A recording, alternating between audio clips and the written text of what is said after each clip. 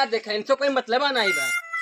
यहाँ न्योता करा तेरा दाम फट गया था, आज इनसे फरियाऊ बाज हम।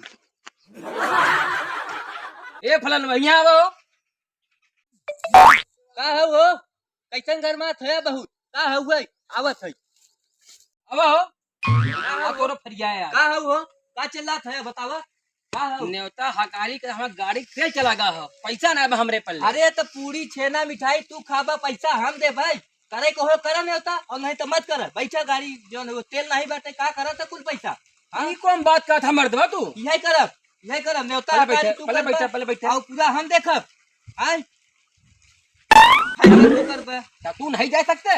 तू अपन अलगे कर हम अपन अलगे कर हम केहू को न्योता न करब हम ना जा हमें साथ समझ से मतलब नहीं बाटे हटिए गाड़ तो हाथ सब कौन है गाड़ी में तेल नहीं बा। तू अपन देखो चिल्लाया जी गाना पड़ी तब का हम फटी हाँ ठीक